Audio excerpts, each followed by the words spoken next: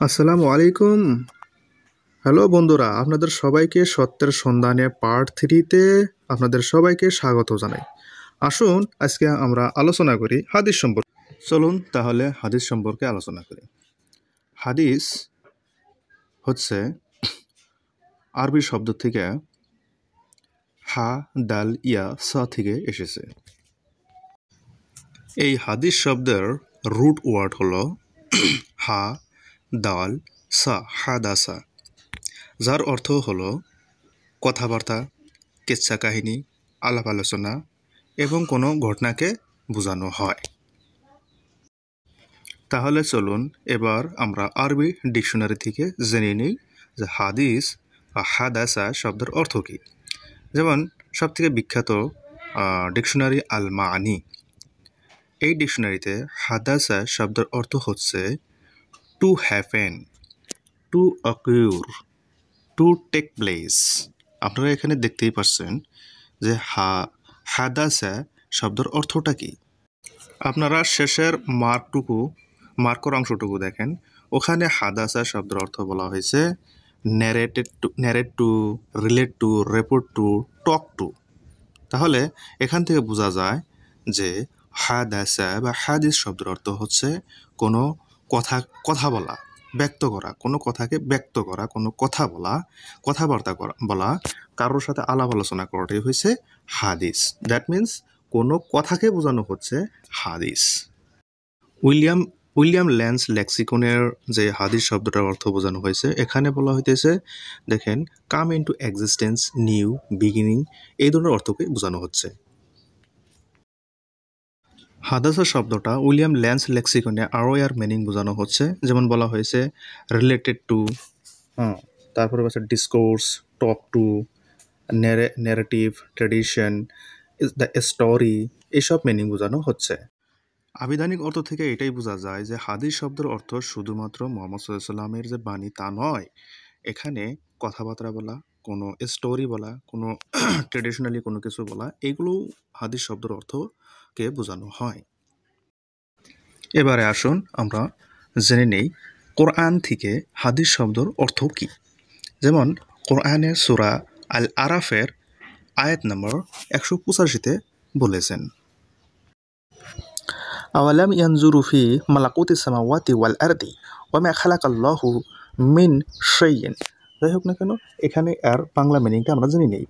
তারা কি প্রত্যক্ষ করেনি আকাশ ও পৃথিবীর রাজ্য সম্পর্কে এবং যা কিছু সৃষ্টি করেছেন আল্লাহ সুবহানাহু ওয়া তাআলা বস্তু সামগ্রী থেকে, এবং ব্যাপারে যে তাদের সাথে কৃত ওয়াদার সময় নিকটবর্তী হয়ে এসেছে, অতঃপর এর পর কিসের উপর ঈমান আনবে। এখানে দেখেন লাস্ট প্যারাগ্রাফে বলা হয়েছে ফাবি আইয়ি হাদিসিন বাদাহু ইউমিনুন। এই হাদিস শব্দের অর্থ এখানে যদি বলা হয়েছে কিসের, কিন্তু এর মিনিংটা আসলে তো হয়েছে কোন বস্তুর উপরে বা কোন ইভেন্টসের উপরে, কোন ইভেন্টকে, কোন বস্তুকে বোঝানো হয়েছে। তারপর আসুন সূরা লোকমানের 6 নম্বর আয়াতে বলা হয়েছে ওয়া মিনান নাসি মান ইয়াশতারি লাহওয়াল হাদিসি লিইউযিল্লা আন সাবিলিল্লাহি বিগাইরিল ইলম। এখানে বলা হয়েছে লাহওয়াল হাদিস।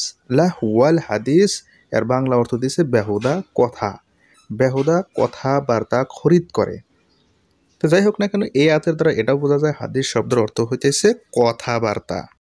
তারপরে কোরআনের আরেকটা আয়াতে মধ্যে বলা হয়েছে ওয়ালা, শেষের অংশটুকু দেখেন, ওয়ালা ইয়াকতুমুনাল্লাহা হাদিসান। এখানে হাদিস শব্দের অর্থ কোনো কথাকেই বোঝানো হচ্ছে। এখানে এর মিনিংটা হচ্ছে আর তারা আল্লাহর কাছে কোনো কথা গোপন করতে পারতো না। তাহলে হাদিস শব্দের অর্থ দ্বারা কথাকে বোঝানো হচ্ছে। এখানে দেখেন কোরআনের আরেকটা আয়াতে বলা হয়েছে ওয়াকাযালিকা ইয়াস্তাবিকা রাব্বুকা ওয়া ইউআল্লিমুকা মিন তাবিল হাদিসি। এখানে বলা হয়েছে আর এভাবে তোমার রব তোমাকে মনোনীত করবেন এবং তোমাকে স্বপ্নের ব্যাখ্যা শিক্ষা দিবেন। তার মানে এখানে আহাদিস বা হাদিস শব্দের দ্বারা কোনো কথাকে বোঝানো হয়েছে, কোনো স্বপ্নকে বোঝানো হয়েছে। তার মানে সবসময় যে হাদিস শব্দের অর্থ একই অর্থ বোঝাবো তা না। বিভিন্ন সময় বিভিন্ন কনটেক্সট হিসাবে কলাম হিসাবে তার মিনিংটা বোঝানো হয়। যেমন এখানে আহাদিস শব্দের দ্বারা স্বপ্নকে বোঝানো হয়েছে। তো বিভিন্ন সময় বিভিন্ন যেমন কোনো সময় স্টোরি টেলিং বোঝানো হয়, কোনো সময় ডিসকোর্স বোঝানো হয়, কোনো সময় কথাবার্তাকে বোঝানো হয়, কোনো ইভেন্টসকে বোঝানো হয়। বিভিন্ন সময় বিভিন্ন ধরনের অর্থকে বোঝানো হয়। এরপর কোরআনের আরও একটা আয়াতের মধ্যে বলা হয়েছে হাল আতাকা হাদিসুল জুনুদি। এখানে হাদিস শব্দর অর্থ খবর, খবরকে বোঝানো হয়েছে যে সৈন্য বাহিনীর খবর তোমার কাছে কি পৌঁছেছে, তোমার কাছে কি এসেছে। তা হাদিস শব্দের অর্থ এখানে খবরকে বোঝানো হয়েছে। তাহলে এখান থেকে এটাই বোঝা গেল যে হাদিস শব্দের অর্থ শুধুমাত্র নবী হজরত মোহাম্মদ সাল্লাল্লাহু আলাইহি ওয়াসাল্লামের বাণীকে বোঝানো হয়নি। হাদিস শব্দের অর্থ কখনো কখনো কথাবার্তা বোঝানো হয়েছে, কখনো কখনো গল্প কাহিনী বোঝানো হয়েছে, কখনো কারোর সাথে আলাপ আলোচনাকে বোঝানো হয়েছে, কখনো কখনো বোঝানো হয়েছে স্বপ্নকে, কোনো সময় ইভেন্টসকে, কোনো ঘটনাকে বোঝানো হয়েছে। শুধুমাত্র হজরত মোহাম্মদ সাল্লাল্লাহু আলাইহি ওয়াসাল্লামের যে বাণী হয়েছে হাদিস তা নয়, হাদিস হয়েছে কোনো কথাবার্তা বলা, সেটাই হয়েছে হাদিস। পবিত্র কোরআনের সূরা জুমার 5 নম্বর আয়াতে আল্লাহ সুবহানাহু ওয়া তাআলা বলছেন, যাদেরকে তৌরাতের দায়িত্বভার দেওয়া হয়েছিল তারপর তারা তা বহন করেনি, তারা গাধার মতো যে বহু কিতাবের বোঝা বহন করে, সে সম্প্রদায়ের উপর কতই না নিকৃষ্ট যারা আল্লাহ সুবহানাহু ওয়া তাআলার আয়াতসমূহকে অস্বীকার করে।